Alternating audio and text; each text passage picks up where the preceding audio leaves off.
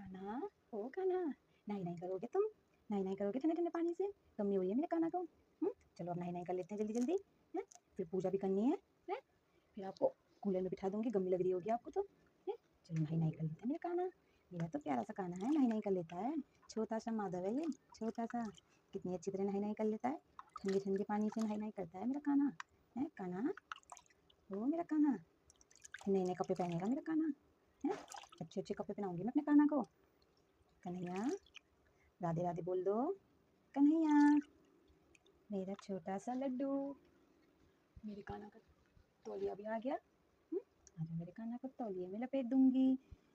और मुँह भी पोंछूँगी और फिर नहलाऊँगी, चड्डी भी पहनाऊँगी। कान्हा चड्डी पहनेगा मेरा छोटा-सा लड्डू। चड्डी भी पहन ली, अब कपड़े पहन लो कान्हा जल्दी से।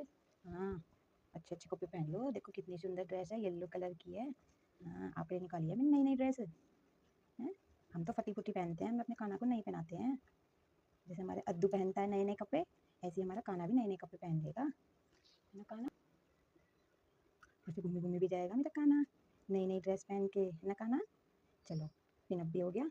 अब कान्हा जी को सुंदर सी माला पहना देते हैं हम। है ना कान्हा? माला पहन लो। गमी लग रही है मेरे कान्हा को कोई? नहीं, गमी नहीं लगती मेरे कान्हा को। चलो, अब सिंहासन में बैठ जाओ। चलो मेरा कान्हा अब सिंहासन में बैठ जाएगा। चलो, यहाँ बैठ जाओ। अरे वाह! मेरा तो प्यारा सा कन्हैया है, कितना क्यूट लग रहा है। देखो, स्माइल कर दो अब चलो। चलो, चलो, चलो मेरा कान्हा, छोटा सा कान्हा। छोटा सा कान्हा बैठ गया। बांसुरी भी ले लो और आपको मुकुट भी पहना दूंगी मैं मैचिंग का, मोर पंख वाला मुकुट। बन गया मेरा कान्हा। मेरे कान्हा को नजर न लगे किसी की।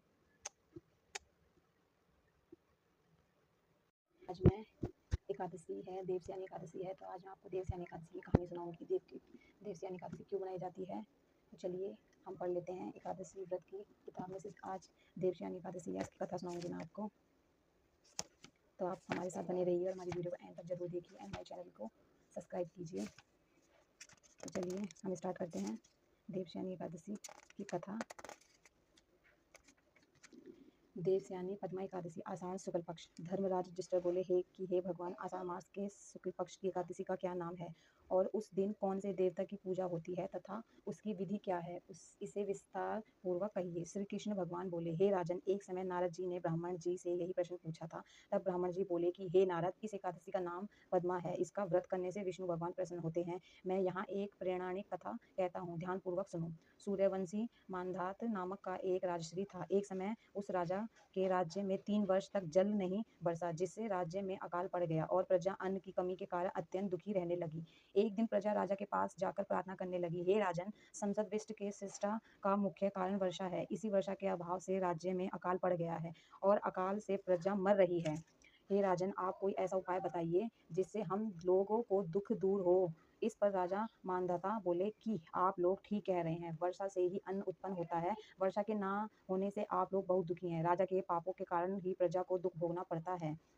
मैं बहुत सोचकर विचार कर फिर भी मुझे अपना कोई दोष नहीं दिखाई दे रहा है। मैं आप लोगों को दुख को दूर करने के लिए बहुत यत्न कर रहा हूँ।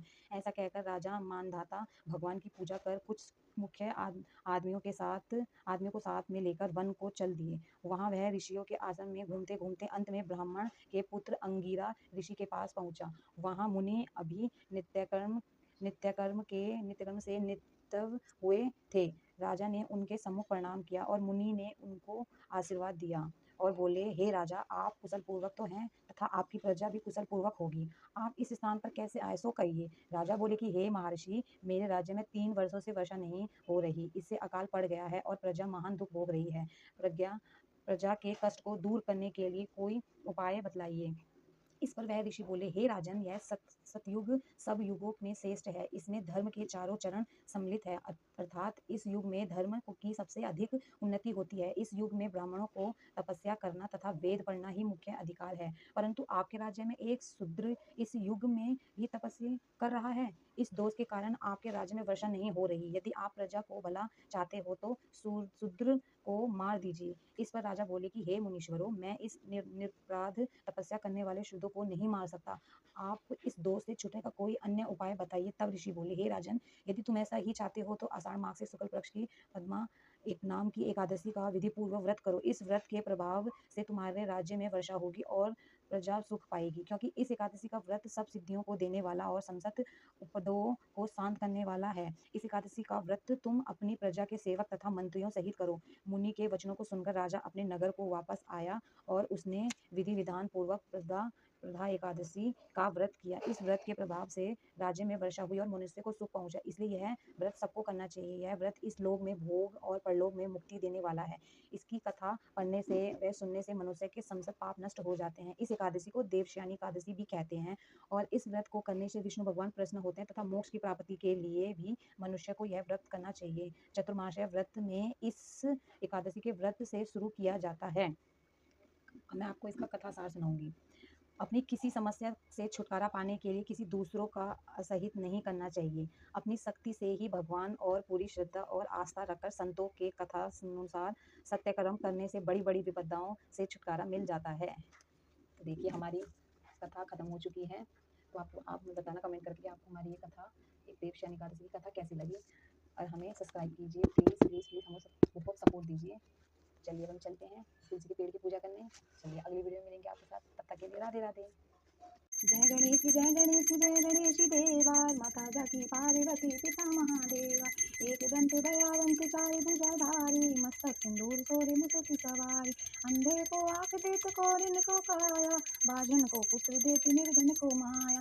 पान चढ़े फूल चढ़े और चढ़े मेवा, लडुअन का भोग लगे संत करे सेवा। जय गणेश देवा, माता जाकी पार्वती पिता महादेवा। दीनन की लाज रखो शंभु सुतवारी, मनोकामना पूर्ण करो जाओ बलिहारी। जय गणेश देवा, माता जाकी पार्वती पिता महादेवा। जय विष्णु भगवान सबका कल्याण करना, सभी जन खुशियाँ देना।